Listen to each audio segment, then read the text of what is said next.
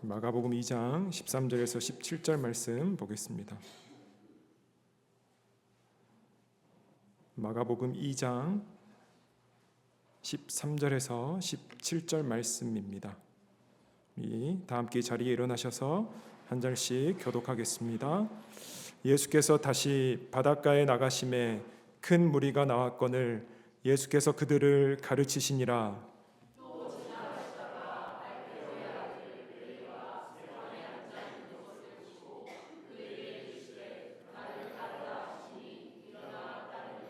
그의 집에 앉아 잡수실 때에 많은 세리와 죄인들이 예수와 그의 제자들과 함께 앉았으니 이는 그러한 사람들이 많이 있어서 예수를 따름이러라.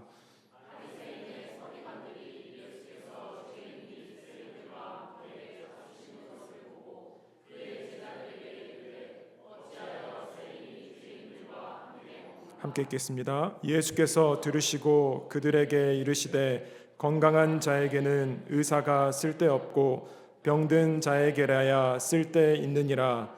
나는 의인을 부르러 온 것이 아니요 죄인을 부르러 왔노라 하시니라. 아멘. 우리 자리에 앉으시면서 앞뒤좌우로 인사하시겠습니다. 사랑합니다. 축복합니다. 우리 한번 인사하실까요? 우리 방금 제시카 자매님과 우리 김예단 자매님께서 한 헌금 특송은 우리 2월 말에 있을 이상 목사님을 강사로 한 우리 부흥회죠. 부흥의 주제곡입니다. 그래서 아마 다음 주부터 저희들이 많이 고백할 찬양입니다. 다시 복음 앞에 우리 여러분 기회 되시면 유튜브를 통해서라도 여러분들이 좀 자주 들으시면 좋겠고요. 제가 지난주 설교는 굉장히 이렇게 기본적이지만 너무나 중요한 기독교의 본질적인 부분을 다루고 있다고 말씀을 드렸습니다. 구역 모임을 위해 주보에 늘 질문을 이렇게 수록을 하죠. 지난주에 질문이 뭐였냐면 십자가의 예수님을 만나셨습니까? 이 질문을 그 주보 뒤에 실었었습니다. 그리고 제가 알기로는 구역 모임 통해서 그 질문 가지고 나눴다라고 제가 이렇게 들었는데요.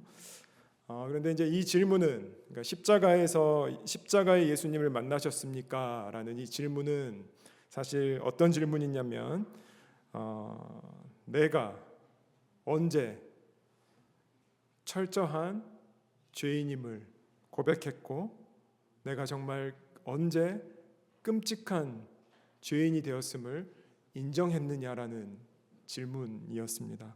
그리고 그렇게 인정된 죄의 문제를 가지고 예수님 앞에서 어떠한 모습과 어떠한 반응으로 나아가셨느냐라는 그 질문이 함의되어 있었던 그런 질문이었습니다. 대부분 이렇게 주님을 만났다 이런 고백들을 이렇게 제가 지금까지 오면서 들어보면 대부분 이런 고백들이 많이 있죠. 내가 주님의 그 십자가 앞에서 내가 지었던 죄의 모습들이 마치 파노라마 같이 이렇게 영화의 한 장면이 같이 이렇게 타다다다다다다 과거에서부터 지금까지 지었던 나의 죄들이 완전히 발가벗겨지고 그 발가벗겨진 죄의 문제를 가지고 그 십자가에 주님의 그 은혜 앞에서 나의 죄를 덮어주시고 나에게 죄가 없다고 여겨주시는 그 죄사함의 은혜, 어쩌면 이것이 우리가 십자가의 예수님을 만났던 사람들의 고백이지 않을까 이렇게 생각해 볼 수 있는 것이죠. 그래서 예수님께서는 분명하게 말씀하셨습니다. 지난주 말씀인데요, 2장 10절에서 11절 말씀, 그러나 인자가 땅에서 죄를 사하는 권세가 있는 줄을 너희로 알게 하려 하노라 하시고 중풍병자에게 말씀하시되 내가 너에게 이르노니 일어나 너의 상을 가지고 집으로 가라 하시니.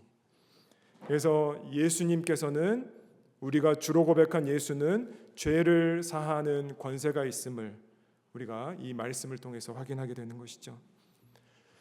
여러분 가상칠언이라는 이 단어를 들어보셨을 것입니다. 가상칠언, 이게 이제 십자가상에서 예수님께서 말씀하셨던 7가지의 문장을 우리가 가상칠언이라고 얘기하고 있습니다. 그러니까 우리 예수님께서는 십자가에서 달리시고 나서 이미 고통과 아픔이 극심한 상태에서 그 십자가상에서 예수님께서는 매달린 채로 하셨던 7개의 말씀을 우리가 가상칠언이라고 하는 것이죠.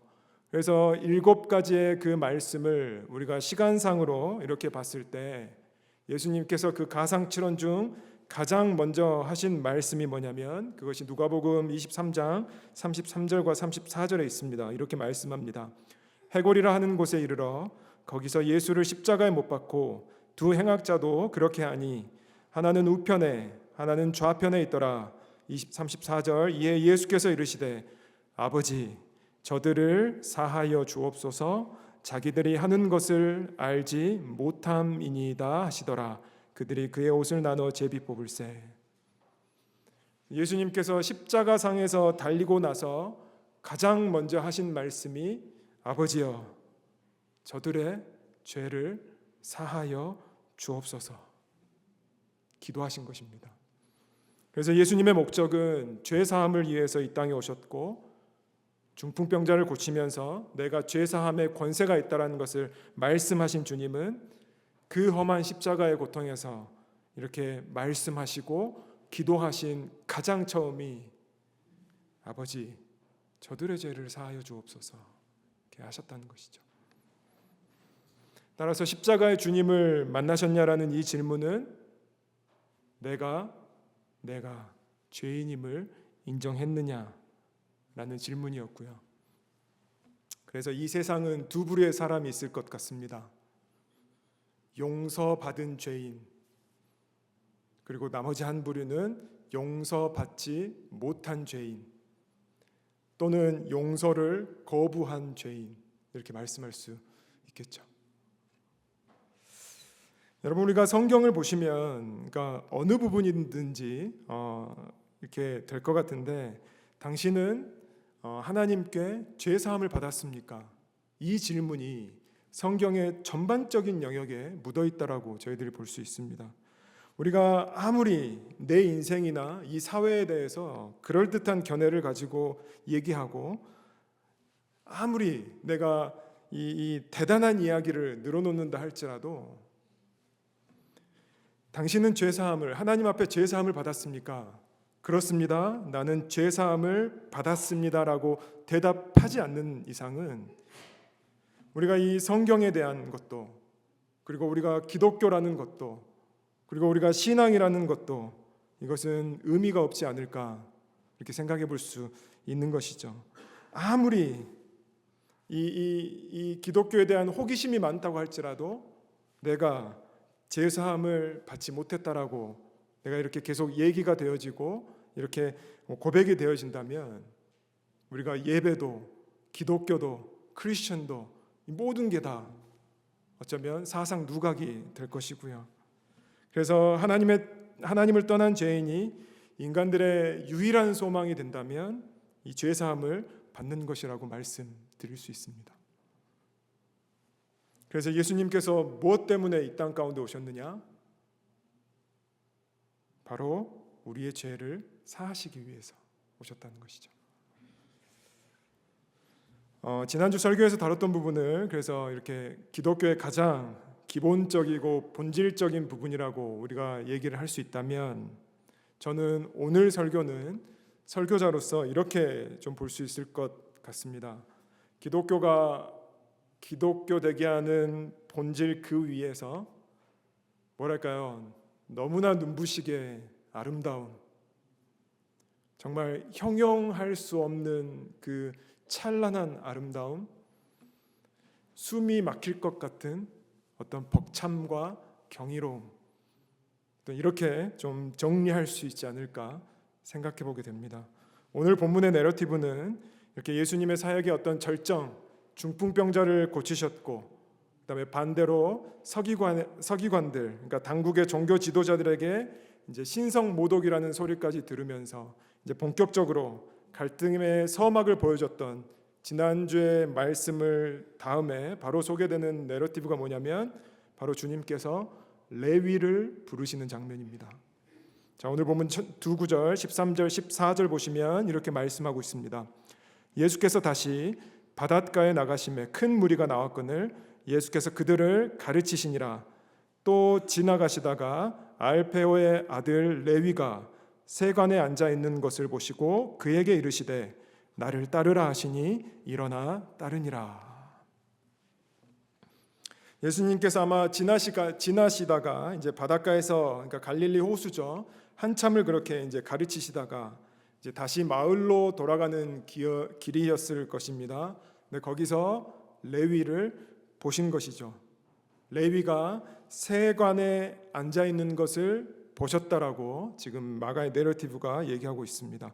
이 예수님께서 세관에 앉아 있는 것을 보셨다. 이 보시고는 원어로 에이덴, 이게 중심까지 본다는 의미를 가지고 있습니다. 그러니까 아마 예수님께서는 이 세관에 앉아 있는 레위를 보셨을 때 레위의 전체적인 삶을 다 보셨다는 의미일 것이고요.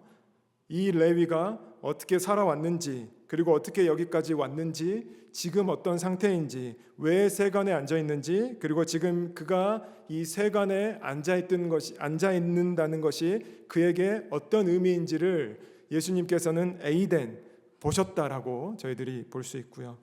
그런 레위의 중심을 보신 주님께서 오늘 그 레위에게 말씀하십니다. 나를 따르라.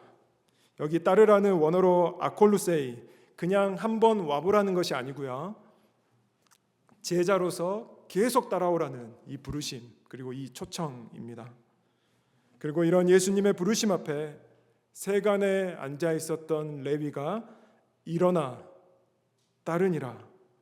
그러니까 레위가 세간으로 계속 앉아 있었는데, 그러니까 말씀드렸듯이 레위의 삶의 모든 부분을 말해주고 있습니다. 레위가 세간에 앉았다는 것은 지금 그가 어떤 상태인지를 말해주는 어떤 함의적인 표현이 있고요. 그런데 그가 앉아 있었던 세간에서 일어났고 따랐다라고 이 마가의 내러티브는 말해주고 있다는 것이죠. 이 의미인즉슨 그는 일어났고 따랐다라는 것은 마치 예수님께서 베드로를 사람을 낚는 어부라고 내가 너를 부르겠다라고 초청하셨을 때 베드로가 그물을 버려두고 떠났던 것처럼, 그리고 야고보와 요한도 불렀을 때 그들이 품꾼들과 함께 배에 버려두고 주님을 따랐던 것처럼 레위가 앉아 있었던 세간에서 일어나서 따랐다라는 것은 어떤 그러한 모든 것들을, 자기가 가지고 있었던 어떤 이런 것들을 버리고 예수님을 진정으로 따랐다라고 저희들이 볼 수 있다라는 것이죠. 자, 그러면 레위가 누구냐? 말씀드렸지만 이 한 단어가 다 말해주고 있습니다. 세관에 앉아 있는 것을. 그러니까 세관이라고 하면 그 당시에 요즘 말로 하면 부스 정도 될 것 같습니다. 거기에 이제 세금을 텍스 컬렉터, 그러니까 세금을 징수하는 세리입니다. 누구한테 세금을 걷는 것이냐? 특별히 레위가 일하고 있는 위치를 봤을 때 저희들이 추정해 보면 그는 누구한테 세금을 걷느냐? 갈릴리에서 어부들한테 세금을 걷습니다. 통행료라고도 좋고요. 가버나움에 이 갈릴리 호수 북서쪽에는 그 당시에 어업이 굉장히 많이 발달해 있었습니다. 마치 우리 베드로도 어부였듯이요. 그래서 여기서 잡아들인 생선은 이렇게 수출되어지는 거죠. 그래서 이 지역을 관장하는 헤롯 왕, 그리고 그 지역에서 그래서 막대한 세금을 이렇게 걷는 것이죠. 징수하는 것입니다. 그 일선상에서 레위는 세금을 걷는 역할을 감당하고 있었고요. 그러니까 미국에서 얘기하면 IRS에 일하는 어떤 그러한 세관이라고 보시면 될 수 있겠죠. 요즘 말로. 따라서 레위는 이런 헤롯 왕과의 있던 계약, 그리고 그 당시에 이제 이 예루살렘과 이 유다가, 그다음에 그 갈릴리가 로마의 식민 지배하에 있기 때문에 당연히 로마 황제하고도, 로마의 어떤 정부하고도 관계를 맺고 있는 직업이 세리였고요. 자, 그래서 이 세리는 어떻게 돈을 버는 구조냐? 그 당시에 정부에서 부과되는 세금이 100이라고 하면 이 세리들은 100을 걷는 것이 아니고 120을 걷습니다. 그래서 거둔 세금에서 100은 정부에 내고 나머지 20은 자기가 수익으로 가져가는 구조를 갖고 있었습니다. 그러니까 가뜩이나 정부에서 부과하는 세금이 굉장히 많았을 텐데 이 세리들은 추가적으로 사람들에게 이 세금을 걷고, 그래서 아마 사람들 사이에서 당연히 이 세리는 어쩌면 매국노, 어쩌면 나라를 저버린 자, 우리 민족의 피를 빨아먹는 자, 뭐 이런 식의 어떤 이 프레임을 그가 갖고 있었을 것이고요. 자, 그래서 그 당시에 세리의 직업을 가지고 살아간다. 당연히 말씀드렸지만 로마의 정부를 위해 일하는 것이고요. 기본적으로. 그러니까 뭐 반역자, 매국노, 그리고 갈릴리 바다에서 세관으로 일해왔던 레위는 갈릴리 어부들에게 특히 굉장히 미움의 대상이 되었을 것이고요. 말씀드렸지만 이 민족의 피를 빨아먹는 존재, 벼룩의 간을 빼먹는 존재, 또 이러한 취급되는 부류의 직업이 세리였을 것입니다. 그래서 그 당시에 세리가 어떤 취급을 당했느냐, 이 바리새인의 기도를 보면 우리가 좀 알 수 있는데요. 누가복음 18장 10절 11절 보시면 이렇게 말씀하고 있습니다. 이게 바리새인의 기도인데요. 두 사람이 기도하러 성전에 올라가니 하나는 바리새인이요 하나는 세리라, 이렇게 돼 있죠. 자, 18장 11절, 바리새인은 서서 따로 기도하여 이르되 하나님이여, 나는 다른 사람들 곧 토색, 불의, 간음을 하는 자들과 같지 아니하고 이 세리와도 같이 아니함을 감사하나이다. 그러니까 그 당시에 세리가 어떤 취급을 당하고 있냐면, 같은 유대인이지만 토색, 불의, 간음하는 자와 동급의 어떤 취급을 받고 있다라는 것이죠. 그래서 죄인 세리들, 공적으로 천대를 받으며 죄인으로서 살아가는 이 사람들이 세리였다라는 것이죠. 그러니까 아무리 돈이 많아도, 아무리 경제적으로 안정이 돼도 죄인이라는 이 카테고리 안에서 이 세리들은 계속해서 살아왔다라는 것입니다. 아니나 다를까 오늘 레위를 부르고 나서 우리 예수님께서 레위의 집에 가서 식사를 하는 장면이 나옵니다. 마가복음 2장 15절 보시면 이렇게 말씀하죠. 그의 집에, 여기 레위의 집이겠죠. 그의 집에 앉아 잡수실 때에 많은 세리와 죄인들이 예수와 그의 제자들과 함께 앉았으니 이는 그러한 사람들이 많이 있어서 예수를 따름이더라. 여기도 세리와 죄인들을 동급으로, 그러니까 같은 격으로 취급하고 있는 것들을 저희들이 확인할 수 있고요. 역시나 주님께서는 죄를 사하는 권세가 있으신 분이어서 그는 사회에서 규명한 의인에서부터 죄인까지의 어떤 스펙트럼에서 가장 죄인 쪽에 있는 사람들까지도 지금 불러서 같이 식사를 하고 있다라는 것이죠. 자, 여러분, 여기서 우리가 한번 생각해 볼 부분은 중풍병자나 문둥병자도 신체적인 결함이 어쨌든 있기 때문에 이렇게 아무리 질병으로 인한 죄인 취급 당하다 했을지라도 기본적으로 저들은 사회에 해를 끼치지 않기 때문에, 또는 이렇게 인간적으로 가엾고 불쌍히 여겨게 볼 수 있는 이 가능성이 충분히 있죠. 중풍병자나 문둥병자는요. 그런데 말씀드렸지만 이 세리는 다릅니다. 죄인임과 동시에 미움과 증오의 대상이었습니다. 기피의 대상이고요. 더 심하게 얘기하면 저런 류의 사람은 없어져야 돼.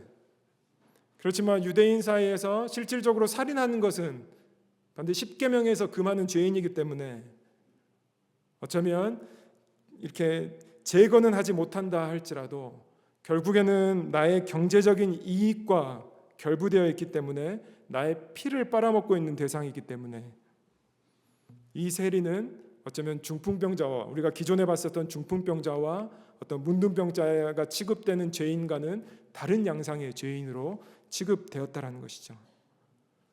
그런데 오늘 주님께서 이 레위를 부르셨다라는 것이죠. 그러니까 이 주님의 부르심은 충격적이라고 저희들이 말할 수 있습니다. 레위를 자신의 특별히 제자로 부르신 이 행위 자체는 충격 중에 충격이었을 것이고요. 특별히 지금 이미 당신의 제자들 그룹에 어부 출신의 갈릴리 출신들이 있죠.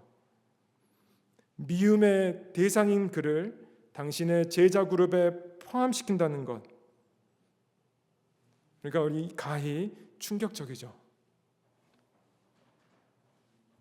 자, 이렇게 예수님께서 세상적인 기준과 관점, 세상의 양식으로 말도 안 되는 자에게 나를 따라오라고 부르시고 나서 바로 뭐 하십니까? 2장 16절 17절 보시면 이렇게 말씀하죠. 바리새인의 서기관들이 예수께서 죄인 및 세리들과 함께 잡수시는 것을 보고 그 제자들에게 이르되 어찌하여 세리 및 죄인들과 함께 먹는가? 예수께서 들으시고 그들에게 이르시되 건강한 자에게는 의사가 쓸데없고 병든 자에게라야 쓸데있느니라. 나는 의인을 부르러 온 것이 아니요 죄인을 부르러 왔노라 하시니라. 저는 그냥 이렇게 직관적으로 봅니다. 주님께서 레위와 함께하기를 원하셨고 레위와 같이 밥 먹기를 원하셨고 그 당시에 식사를 같이 했다는 것은 요즘 우리가 같이 한번 밥 먹자는 것과는 더 깊은 의미가 있는 것이고요. 어쨌든 단순한 교제로서 부르는 게 아니라 그를 레위를 제자로서 부르신 이 하나님의 부르심이 오늘 본문 가운데 있다는 것이죠. 주님께서 레위와 같은 사람을 부르셨다. 아니요. 주님께서 레위 같은 사람조차도 부르셨다. 이 부르심, 이 말도 안 되는 이 부르심이 이 숨이 멎을 만큼 이 벅찬 어떤 이 형용할 수 없는 이 아름다움. 여러분, 그래서 제가 오늘 기독교를 가장 기독교답게 하는 요소가 여기에 있다라고 제가 설교 초반에 말씀드렸습니다. 레위가 당신의 제자가 되고 결국에는 마태복음의 저자까지 되는 어떤 이러한 일련의 과정들. 그러니까 이런 생각도 좀 해봅니다. 이 레위가 제자들 그룹에 들어왔다는 것은 지금 한국 사회로 얘기하면 이 2년 전인가요? 윤석열 대통령이 됐을 때 이재명에게 총리가 되고자 그를 내각으로 같이 일하고자 불렀었던 어떤 그러한 반향보다 그러한 그 갭보다 더 심한 간극이었을 것이고요. 그러한 레위를 지금 주님께서는 부르고 계신다는 것이죠. 여러분, 오늘 이 주님의 부르심에 대해서 우리가 한번 믿음으로 좀 반응해 보면 좋겠습니다. 저는 이 부르심 앞에서 하나님께서 저를 부르신 이 부르심에 대해서 생각해 보지 않을 수가 없습니다.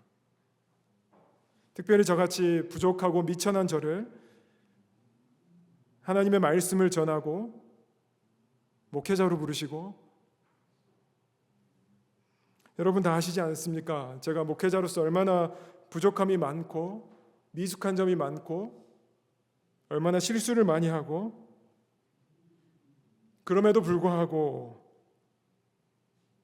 오늘 이 시간 이 단 위에서 이렇게 레위마저도 당신을 따르는 제자로 불러주시는 이 부르심 앞에서 저를 불러주시고 어쨌든 사용하고 계시다라고 이 믿음을 갖게 한 어떤 이 부르심, 그래서 그 부르심의 끝에는 결국에는 마태복음의 저자까지도 레위가 삶을 살아냈던 어떤 이 부르심. 말씀을 마치면서요, 주님께서 세간에 앉아있는 레위에게, 그러니까 죄인 취급당하지만 당장은 벌이가 너무 좋지만 로마와 헤롯 왕과의 어떤 그런 권력의 맛도 좀 봤을 것 같고요, 그 레위 세리에게 부르셨고, 그냥 부르시는 것이 아니라 그냥 한번 따라와봐 이러는 것이 아니라 지속적으로 나를 따라오는 제자로 부르셨고, 주님께서 레위에게 말씀하셨죠. 나를 따라오라. 여러분, 주님께서 어떤 톤으로 말씀하셨을까요? 어떤 목소리이셨을까요? 근엄하고 비장했을까요? 나를 따라오라는 그 주님의 목소리가.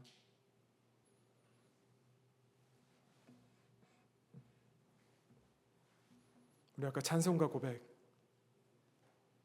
예수가 우리를 부르는 소리, 그 음성 부드러워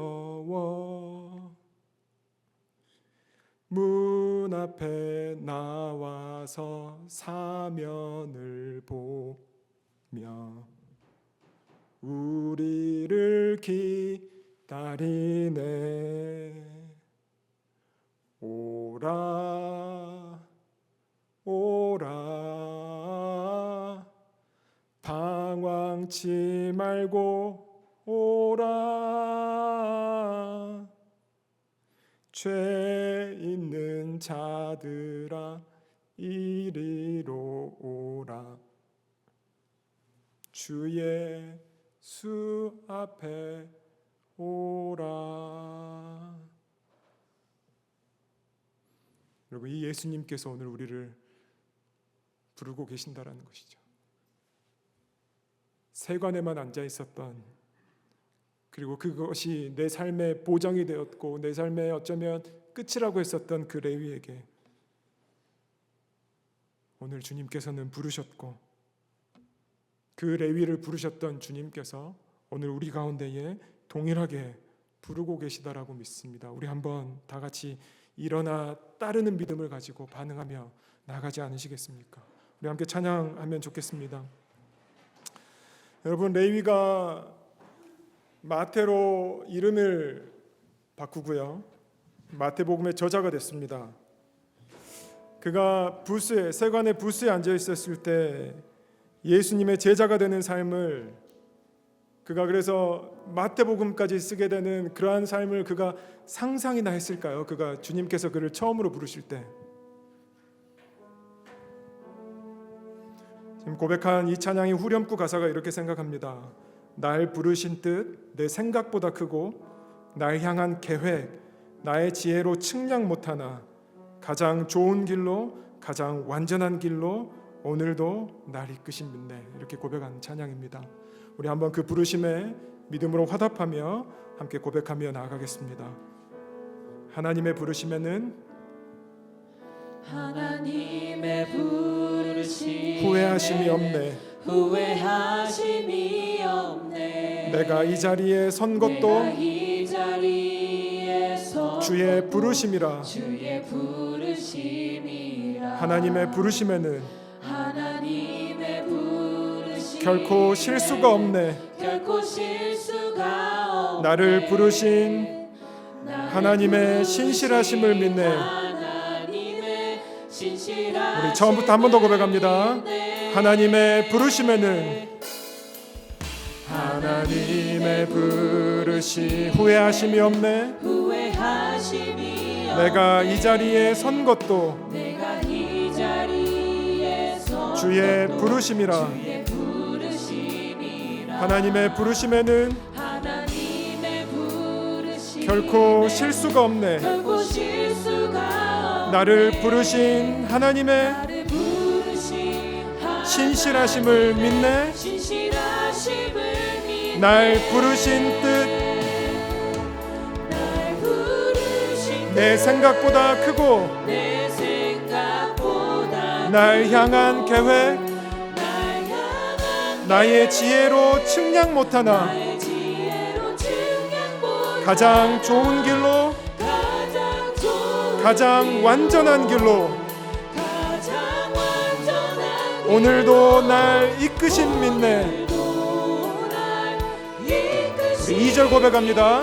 작은 나를 부르신 작은 나를 부르신 나는 알 수 없지만 나는 알 수 없지만 오직 감사와 순종으로 오직 감사와 순종 주의 길을 가리라. 주의 길을 가리라. 때론 내가 연약해져도 때론 내가 주님 날 도우시니 날 도우시니 주의 놀라운 그 계획을 나는 믿으며 살리. 나는 믿으며 날 부르신 뜻,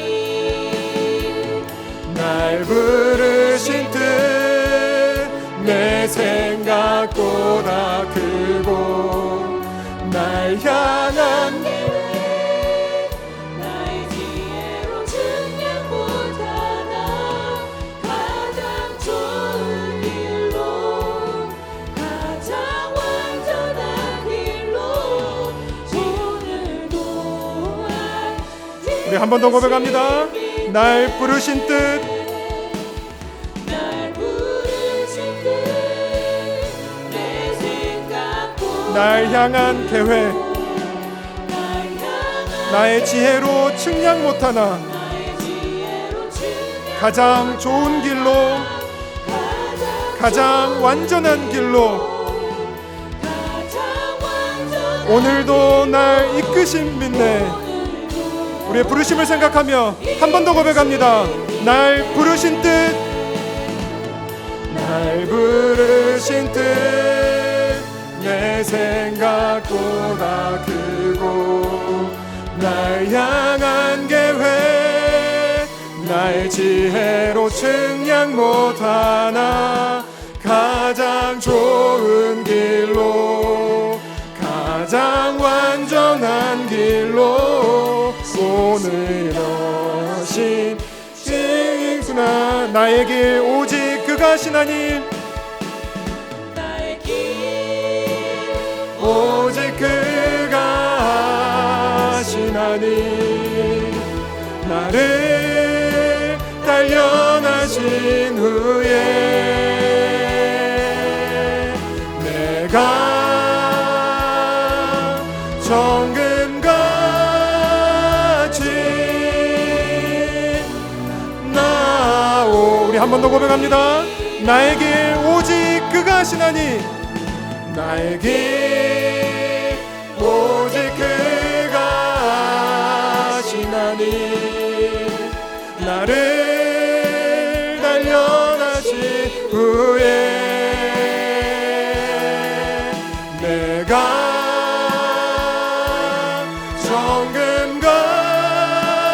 정금같이.